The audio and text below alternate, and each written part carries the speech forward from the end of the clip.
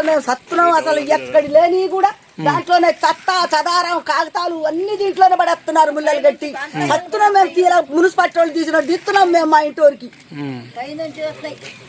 అట్లా ఎత్తున్నారు ఏ బజారి ఆ బజారి పోనిస్తే అడ్డ బజార్లో గిట్ట నీళ్ళు ఇళ్ళలు ఇప్పుడు కుర్చాయి అన్ని తొట్లయన్ని దమ్ములు తీసి ఈడ్చి పెడుతున్నారు వాళ్ళే పొలానికి రానియరా మరి ఇళ్ళలో ఈ 2 ఇళ్ళలు ఎడాగాల ఈ నీళ్ళు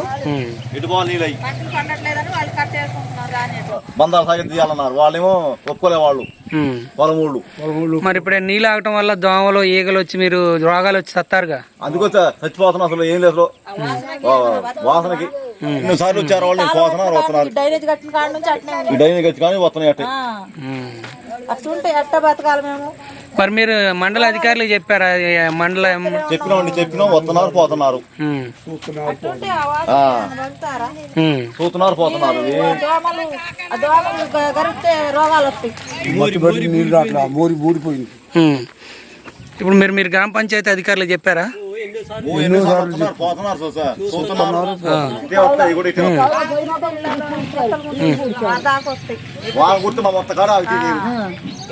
ఎవరు వచ్చారు వచ్చి ఇటు మలుపుదామని సైడ్ కాలువలు తీశారు కానీ ఆ నీళ్ళు పంపిలా ఇక వదిలిపెట్టారు రాట్లా. ఇటు అప్పు ఉందండి ఇటు పోవాలా సార్ ఎటు తీసినా బయటికి పోకుండా చేయాలి.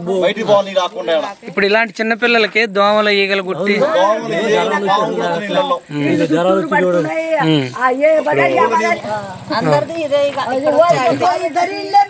పోగులు చేసి ఉంచుతున్నారు అన్ని నెట్టేస్తున్నారు మాకే సాగు కొడుతున్నారు అందరు కూడా వాళ్ళకే మధ్యలో ఉండాలి ఏం లేదు మా 2 ఇళ్ళకే మేము తీసి ఇదిగో ఎక్కడ ఎంత కలుస్తామో కాలువలు ఎంత పడేస్తామో మునిపాటి వాళ్ళు అన్న తీయరట్ట అట్ట తీస్తున్నాం మేము ఇద్దరం పెళ్ళం మొగుడు ఏ రోజు రావటం మొత్తం కూడా ఆగటం ఏ రోజు ఇది అంత మరి తీస్తేనే కాపోతాయి నీళ్ళు పోవటం కానీ నీళ్ళు ఇచ్చి పెడుతున్నారు కానీ మరి ఆ చత్తలు చదారాలు ఎన్ని కూడా మరి కూడే పోయింది ఆ కాలువ తీసుకోండి కూడా ఇట్ట కలగటం వెళ్ళిపోవటం కాలువ తీసుకోండి కూడా ఏమన్నా కాలువ డ్రైనేజ్ కట్టినట్టే ఉందా?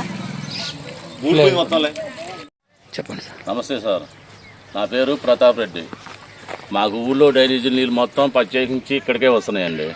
ఈ నీళ్లు మళ్ళీ కింద బానీయట్లేదండి, అసలు చుట్టుపక్కల నుంచి గట్ట కాలువ నుంచి కూడా వాళ్ళు బానీయట్లేదు. మళ్ళీ మరి ఇది పంట పండాలంటే పండేటట్టు లేదు, దానికోసం మేము ఇబ్బంది పడుతున్నామండి.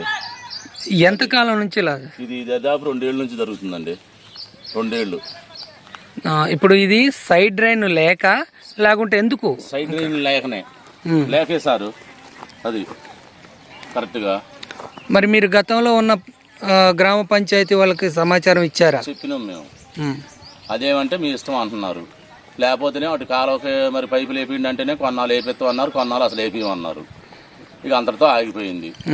అట్లా వచ్చింది. ఇవన్నీ నీళ్ళు చూడరాదండి, ఈ 2 మాటలు నిండా నీళ్ళు ఇట్లా ఎప్పుడు ఉంటాయా? ఉంటాయండి, ఎండాకాలం కానీ నీకు ఎప్పుడు ఉంటాయి నీళ్ళు. ఏడ కంపల్సరీ ఉంటాయి సార్. అది ఇప్పుడు మీరు ఏం కోరుకుంటున్నారు? మాకు ఈ మొత్తం శుభ్రం కావాలండి.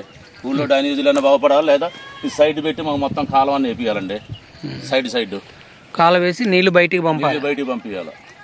అది ఈ ఎక్కడి నుంచి వస్తున్నాయి ఒకసారి ఇటు చెప్పండి. ఈ ట్యాంక్ ఈ ఊళ్ళో నీళ్ళేనండి.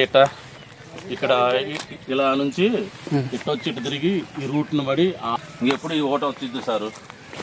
అట్లా ఇవన్నీ ఇళ్లలో వాడుకున్న నీళ్ళే, అన్ని ఇళ్లలో వాడుకునే నీళ్ళే సార్. అది మొత్తం అదిగో ఇంకా అడ్డం వేస్తుంది మేము పైన. అది మొత్తం ఇంతే జరుగుతుంది. ఇక్కడ ఎన్ని సుమారు 1 ఎకరం 2 మూల ఎంత నీళ్లు బట్టి పాడైపోతుంది? ఇప్పుడు 1 ఎకరం పాడైపోతుంది సార్ కంపల్సరీ. మీరు ఉన్నత అధికారులకు చెప్తే ఏమంటున్నారు? వాళ్ళు చెప్పినా ఏం పట్టించుకోవట్లేదండి అసలు. అంతకుముందు ఎడిపోయేది నీళ్లు ఎప్పుడు ఇంత ముందు ఎటు పోయేది అడ్డం వేసుకునేది ఆపుకునేది. వాళ్ళకి ఎక్కువై వాళ్ళు దించుతున్నారు. మరి ఇంకుడు గుంట్లో ఇవన్నీ ఉన్నాయి కదా, ఎవరికి వాళ్ళు అసలు వదిలిపెడుతున్నారు. పైపులు డైరెక్టర్ వదిలిపెడుతున్నారు సార్. ఇప్పుడు మనం ఇంట్లో పైపులు ఉంటాయి నెలల కాడే, అవి మొత్తం డైరెక్టర్ వదిలిపెడుతున్నారు. బాత్రూమ్లు వాడుకున్నాయి మొత్తం బయటికే వస్తున్నాయి సార్ అవి శుభ్రంగా. అందుకని నేననేది ఆ నీళ్లు మంచి నీళ్ళు వరకు ఈ ట్యాంకీలలో మంచి నీళ్ళే కానీ మాది కూడా ఇప్పుడు వార గుర్తాయి ఈడికి బొరులుతాయి అది వచ్చిన నీళ్ళు కూడా అంతే ఎప్పుడు ఏకంగా పోవటమే ఒక గంట అరగంట ఇడవండి మా గంట వదిలేస్తే యారుంటాయి ఏ చెల్లెలు రానిస్తున్నారు రైతులు ఇప్పుడు ఈ కాలేజీ చానాలు అయితే 5 సంవత్సరాల నుంచి ఇట్ట మాకు వదబట్టిస్తున్నారు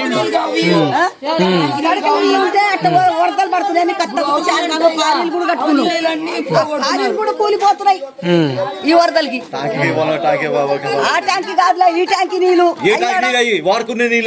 పడ్డాక ఎడుతుండు మళ్ళీ ఈ డమ్మీలు క్లోజ్ చేస్తే నీళ్ళు అంతగా రావుగా దమ్మీలు పోతాయంట మేము దరి వాళ్ళు వేసుకుంటారు వాళ్ళు వేసుకోవట్లా మరి ఎవరు చెప్పాలన్నారు అయ్య గారు కూడా చెప్పారు మేము చెప్తే ఎవరు చెప్పాలమ్మా ఊరికి అన్నారు నీళ్ళు అనేది అంత సమృద్ధిగా విడిచిపెడుతున్నారు వాళ్ళు మరి వెనకుండోళ్ళు ఏం చేయాలా మధ్యలో ఉండోళ్ళు బాగానే ఉండారు ఇటు ఉన్నోళ్ళు ఎంత వరకు చేయాలా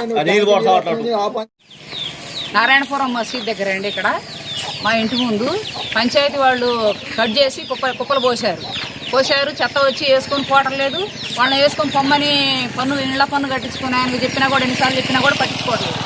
మీ పేరు? కోటేశ్వరి గారు, మసీద్ దగ్గర. మీరు గ్రామ పంచాయతీ కార్యదర్శికి ఈఓకి చెప్పారా? అక్కడ ఎవరికి చెప్పినామండి, ఎవరికి చెప్తే చేపిస్తామని అంటున్నారు కానీ వాళ్ళు పాపం ఎంతవరకు చేపిస్తామని అన్నారు. పంపిస్తే మరి చేసేవాళ్ళు కదా బాధ్యత. చేసేవాళ్ళు కోసి ఆడేసిపోతున్నారు. ఏం చేస్తుందంటే ట్రాక్టర్ వాళ్ళు అక్కారులు ఎత్తిపోసుకుంటారని అంటున్నారు. ట్రాక్టర్ వస్తుంది కానీ ఎత్తిపోసుకోకుండా మాట్లాడకుండా వెళ్ళిపోతున్నారు.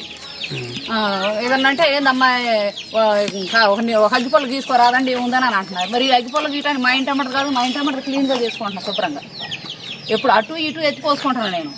యువతలేమో గలీజ్గా ఉంచుతున్నారు. ఇప్పుడు ఎప్పుడో నిప్పు అంటితే పోయేది. ఇప్పుడు మళ్ళీ వర్షం వరిసింది, కుప్పలాలకు అట్టనే ఉంటున్నాయి. మళ్ళీ దోమలు తయారైతాయి కదా, నీళ్లు స్టాక్ ఉంటాయడా.